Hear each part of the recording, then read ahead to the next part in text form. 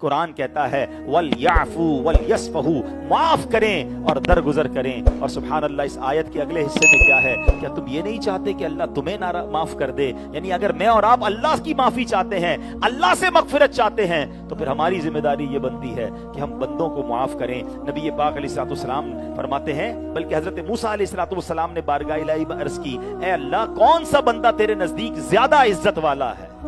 حضرت موسیٰ نے کیا پوچھا کہ اے اللہ تیرا کون سا بندہ تیرے نزدیک عزت والا ہے؟ سچ بتاؤ یار، عزت والا وہ ہے جس کو میں اور آپ کہیں گے یا اللہ فرمائے گا وہ عزت والا ہے؟ عزت دینے والا تو وہ ہے نا، وَتُعِزُّ مَن تَشَاءُ وَتُذِلُّ مَن تَشَاءُ بِيَدِكَ الْخَيْرُ۔ سنو میرے رب نے کیا فرمایا۔ اللہ حضرت موسیٰ سے فرماتا ہے جو قدرت ہونے کے باوجود معاف کر دے موسیٰ، میرے نزدیک وہ سب سے زیادہ عزت والا۔ آپ کے پاس پاور ہے اور پھر آپ معاف کریں۔ آپ معاف کرتے ہیں؟ موٹر سائیکل پہ جا رہے ہو، کوئی گارڈ 4 ڈالے کے ساتھ 4 گارڈ بھی ہو، سائیڈ مار کر چلا جائے، بندہ بولے جاؤ معاف کیا، اس کو تم کچھ بگاڑ ہی نہیں سکتے، اس کا کیا معاف کیا آپ نے؟ مزہ یہ کہ آپ کے پاس کنٹرول ہے اور سامنے غریب ہے، سامنے بیچارہ کمزور ہے، آپ مسل سکتے ہو اس کو، اور اب اللہ کی رضا کے لیے معاف کرو۔ اس معافی کا مزہ اور ہے۔ بندہ کمزور کو کیا کہتا ہے؟ اس کو تو میں برباد کر دوں گا، اس کو تو چھوڑوں گا نہیں، اس کو تو میں ختم کر کے رکھ دوں گا۔ ارے ہماری آپ کی اوقات کیا کسی کو ختم کریں گے؟ کبھی بھی یاد رکھیے گا، کئی بار میں بیان میں یہ جملہ کہتا رہتا ہوں کہ مضبوط آدمی سے نہیں، کمزور آدمی سے ڈرو۔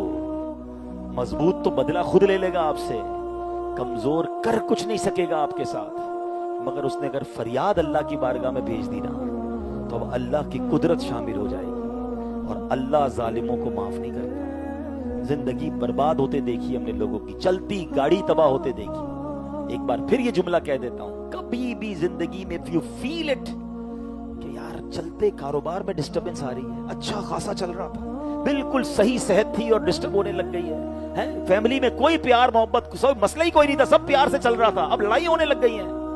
جب یہ سب کچھ ڈسٹرب ہوتا ہوا نظر آئے نا، سب سے پہلے چیک کرو کسی کی ہائے تو نہیں لے لی، کسی پر زیادتی تو نہیں کر دی، معاف کریں، خدا کے واسطے معاف کریں۔ آپ دیکھو یار، میں نے ابھی 27ویں کو بھی بیان کیا تھا کہ جو بد نصیب نہیں بخشے جائیں گے ان میں وہ شامل ہے جو رشتہ داری کاٹنے والا ہے، جو مسلمانوں سے قطع تعلق کرنے والا۔ ادھر تو لوگوں نے دل میں کینے بھرے ہوئے، موقع چاہیے بس۔ اللہ سے کیا کہہ رہے ہیں؟ اللہ ہمارے سارے گناہ معاف کر دے۔ آپ نے بندوں کو معاف کر دیا ہے؟ نہیں، میں تو انتظار میں بیٹھا ہوں، موقع نہیں مل رہا حضرت، بس اس کی بچے کی شادی ہونے والی ہے نا، اس کی شادی میں جا کے میں مین خوشی والے دن اس کو ذلیل کروں گا، اس کو بس فلاں اس کا کام ہو رہا ہے، میرے پاس آئے گا کسی دن، پھر دیکھو اس سے بدلہ لوں گا۔ یعنی انتظار میں بیٹھے ہیں، اتنا کینا یار، اور اللہ سے کہہ رہے ہو اللہ سارے گناہ معاف کر دے۔ ایک حدیث سن لو، کتنا پیارا میرا دین ہے، آپ کا دین ہے۔ اللہ کے حبیب فرماتے ہیں جو معاف نہیں کرتا اسے معاف نہیں کیا جائے گا، جو رحم نہیں کرتا اس پر رحم نہیں کیا جائے گا۔ اب غور کر لیں، اگر آپ چاہتے ہو، ہم چاہتے ہیں کہ ہم پر رحم ہو، ہم رحم دل بنے، ہم چاہتے ہیں ہمیں معاف کیا جائے، ہم معاف کریں۔ ہمارے یہاں تو اب یہ حال ہے کہ کچھ قبائل میں، کچھ فیملیز میں تو خاندانی دشمنیاں چل رہی ہیں، بدلے لینے، ماں باپ کہہ کے جاتے ہیں میرے مرنے کے بعد بھی فلاں کے گھر نہیں جانا۔ کیا ہو گیا آپ کو؟ آپ اپنے بچوں کو ٹریننگ دے رہے ہیں کہ دشمنی باقی رکھنا، معافی مت دینا، جھگڑا جاری رکھنا۔ میرا دین تو یہ نہیں سکھاتا ہے۔ اور پھر اگین، اگر میں کسی کو معاف کر رہا ہوں، مجھے بتاؤ نا اس میں کون سی عبادت ہے؟ بظاہر کون سا سجدہ، کون سی تلاوت، کون سا روزہ؟ مگر میرا دین یہ چاہتا ہے، میرا رب یہ چاہتا ہے کہ بندے پیار سے رہیں، غلطیاں ہو جائیں تو معاف کریں، دشمنیاں نہ پالیں، قتل و غارت گری نہ کریں۔ بتاؤ اور کون سا ریلیجن ہے جو اتنا بیسٹ سوسائٹی کو مینٹین کرتا ہے؟ بات یہ ہے کہ ہم دین کو پڑھنے والے نہیں ہیں۔ آگے چلیے، نبی پاک علیہ الصلوۃ والسلام نے صحابہ کرام سے کوسچن کیا، اور سوال یہ تھا بتاؤ مفلس کون ہے؟ اگر یہی سوال میں آپ سے کر لوں کہ بتائیے مفلس کون ہے، تو آپ کیا کہیں گے کہ غریب تو وہی ہوتا ہے جس کے پاس پیسے نہ ہوں۔ صحابہ کرام نے بھی ایگزیکٹلی یہی جواب دیا کہ حضور مفلس تو وہ ہے کہ جس کے پاس درہم و دینار نہیں ہے، پیسے نہیں۔ تو نبی پاک نے فرمایا نہیں، مفلس کون ہے؟ اب سنیے گا، میں حدیث کا خلاصہ پیش کر رہا ہوں۔ فرمایا مفلس وہ ہے جو قیامت کے دن پہاڑ جتنی نیکیاں لے کر آئے گا، اس کے بعد نمازیں بھی ہوں گے، روزے بھی ہوں گے، صدقہ و خیرات بھی ہوں گے، حج بھی ہوں گے۔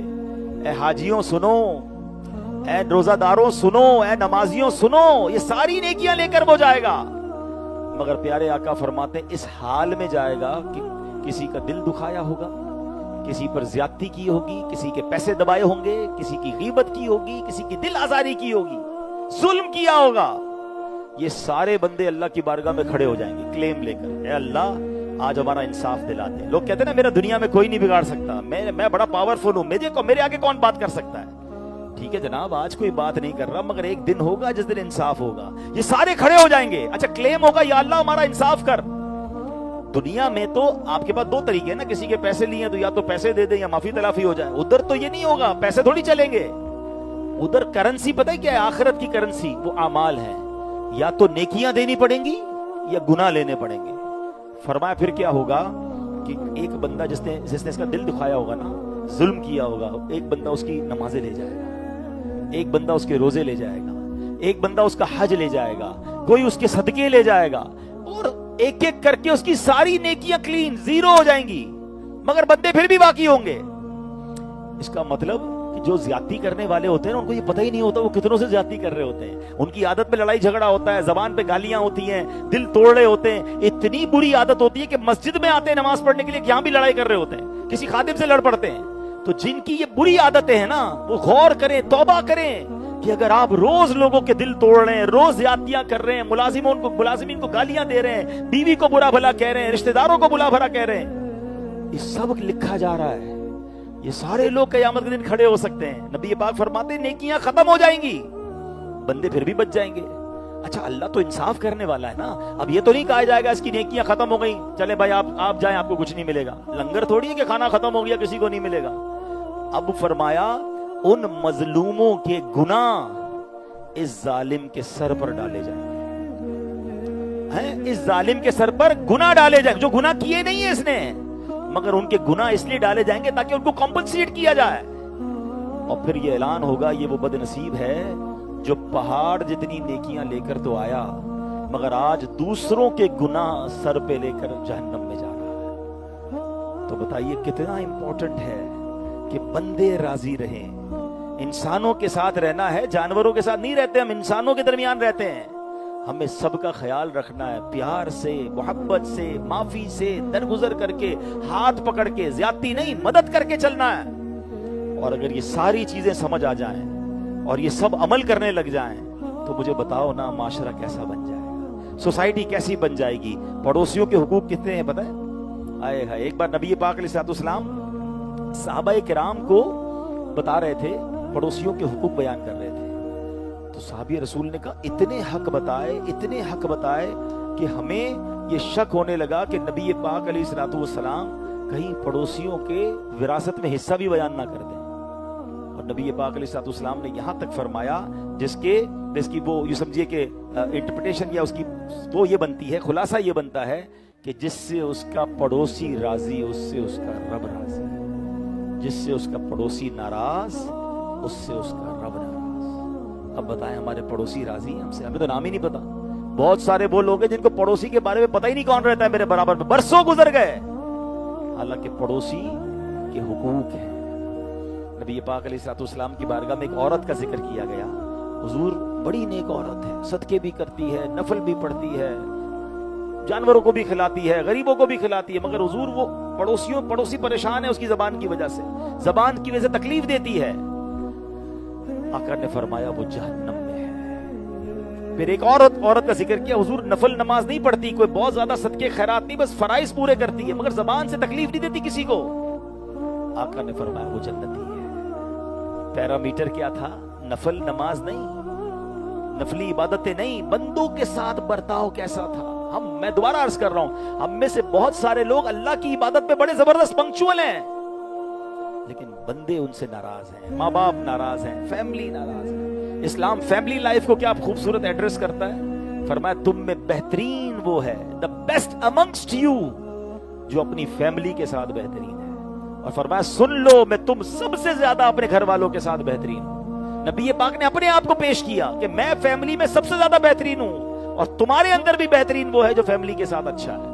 ہم میں سے بہت سارے وہ لوگ ہیں کہ جو باہر بڑے smiley face, very caring, very مطلب زبردست اخلاق والے، اور گھر میں شیر ببر بنے ہوئے ہوتے ہیں، سارے گھر والے ٹینشن میں.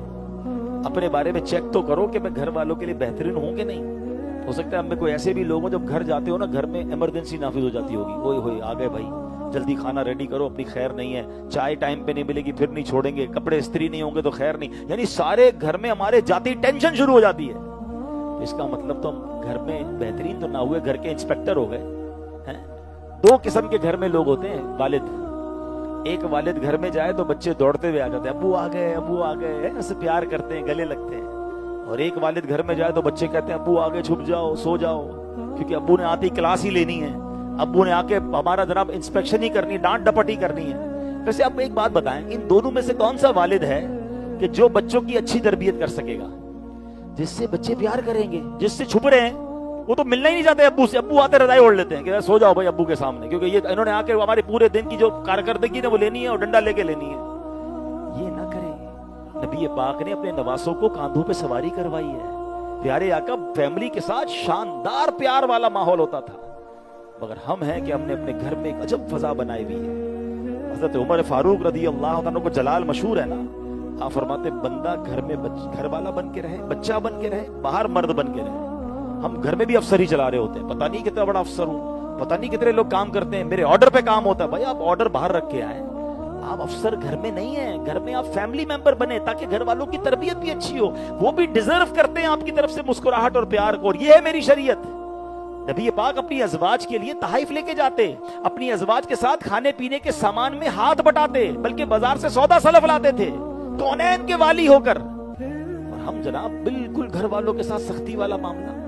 آگے چلیے, نبی پاک علیہ الصلوۃ والسلام فرماتے ہیں جس نے اپنے مسلمان بھائی کو کھانا کھلایا یہاں تک کہ وہ سیر ہو گیا, اس کا پیٹ بھر گیا, اور پانی پلایا یہاں تک کہ وہ سیراب ہو گیا, اللہ تعالیٰ اس شخص اور جہنم کے درمیان 7 خندقیں بنا دے گا. ہر خندق کا درمیانی فاصلہ 1 سال کی راہ ہے. یعنی وہ جہنم سے اتنا دور کر دیا جائے گا جو کسی ایک مسلمان کو پیٹ بھر کر کھانا کھلا دے, پانی پلا دے. مجھے بتاؤ جو کھانا کھلاتے ہیں, جو ماشاءاللہ اللہ کی راہ میں یہ خرچ کرتے ہوتے ہیں, کتنی نیکیاں کما رہے ہیں. مگر اگین بظاہر کون سی عبادت ہے, کون سا سجدہ, کون سی تلاوت؟ مسلمان کا پیٹ بھر رہا ہے, غریبوں کو کھانا کھلائیں, ان کی مدد کریں, یہ میری شریعت کہتی ہے اور ہمیں اسلام سکھاتا ہے. آگے چلیے, سبحان اللہ, پانی کی تو الگ فضیلتیں بھی جاری ہوئی ہیں, حدیثیں آتی ہیں. نبی پاک فرماتے ہیں پانی بہترین صدقہ پانی ہے. کسی پیاسے کو پانی پلانا, کنواں کھدوانا, پانی کی فراہمی کے لیے اور انتظام, کوئی بھی انتظام کرنا, اس کا ثواب بندے کو دنیا میں بھی ملتا ہے, مرنے کے بعد بھی ملتا ہے. کنویں کھدوانے چاہیے, پانی کا ایسا نظام بنانا چاہیے, ہم قبر میں چلے جائیں لوگ پانی استعمال کرتے رہیں, بلکہ صرف انسان نہیں, اگر اس پانی کو پرندے اور جانور بھی استعمال کرتے ہیں اس کا بھی اجر ملتا ہے. سبحان اللہ. اب آئیے, اب چھوٹی چھوٹی نیکیوں پر کس قدر اللہ کریم بخشنے والا مہربان ہے. بخاری کی حدیث دیکھو, میرا دین کتنا پیارا ہے. ایک بدکار عورت تھی, ایک زناکار عورت تھی, اس کی مغفرت ہو گئی. مغفرت کیسے ہوئی کہ کتے کے پاس سے گزری, وہ کنویں کے پاس اپنی زبان نکال کر بیٹھا تھا, اس کو بہت پیاس تھی, اتنی پیاس تھی کہ اب پانی نہ ملتا وہ مر جاتا کتا. اس عورت نے کیا کیا, اپنا موزہ نکالا, دوپٹے میں اسے باندھا, کنویں میں پانی بھر کر اس کتے کو پلا دیا. بخاری کی حدیث ہے, پانی پلانے پر اس بدکار عورت کی بخشش کر دی گئی.